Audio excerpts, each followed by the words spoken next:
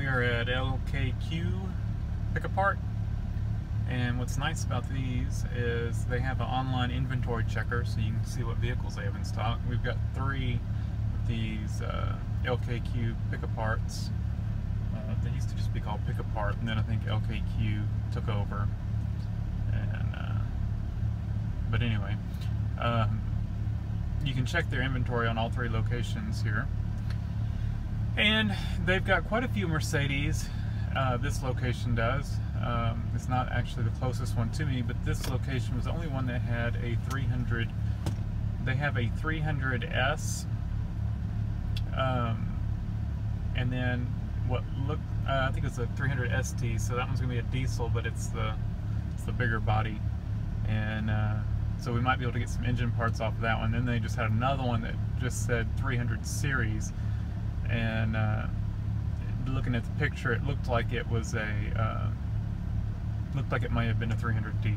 So it definitely looked like it was a W123 chassis. So we're here. They're real strict on cameras, so I don't know if they will allow it. We'll see. They do not allow cameras. It says right on the sign. And I know they've been strict in the past, so we'll see. I may not get to do some filming. I'll at least show y'all what I find, if I find anything. Well, I struck out at the junkyard. Of course, the 300 SD, I was hoping still had the engine in it, because there's really not, other than engine parts, there's nothing really on an SD I can use. And engine was pulled on it. And then the 300 series that looked like it was a D, well, it may not have been a D, but it was a W123 chassis. That car was not there. It looked all over, then went back up front and had them look in their inventory, and it wasn't there, even though they still showed it online in their inventory. So this is all I got. I found this manual book. It's probably from a newer one. And then I found some of these inserts. I didn't get a manual itself. This came out of a, I think it was out of a 300 SD. And just a few things. This shows the climate control. I don't know. I think mine is like this one.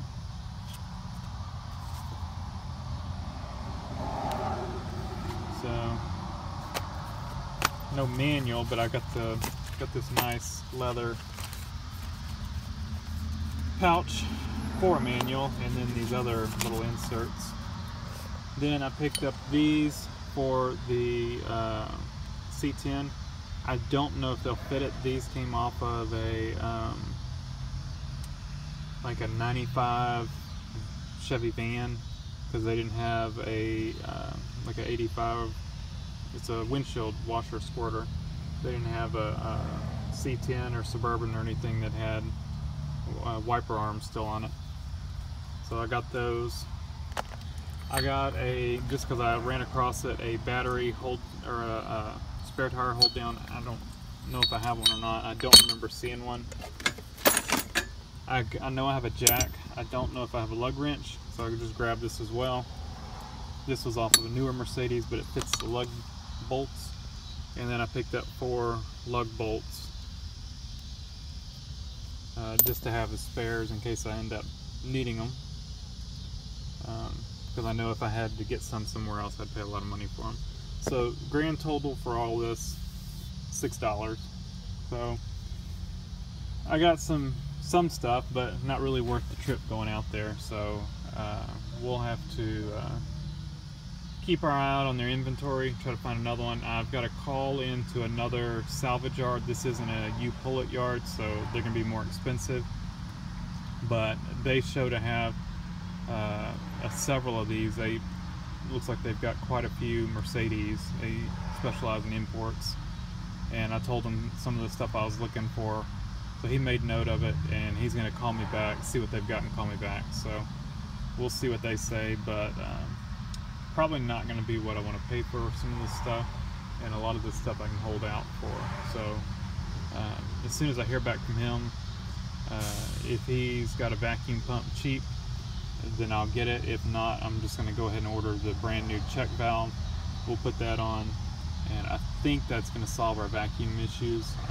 If I could get a cheap vacuum pump with a good check valve, then I was going to do that and have a spare vacuum pump. But if not, we'll just buy the check valve because I think my pump's good.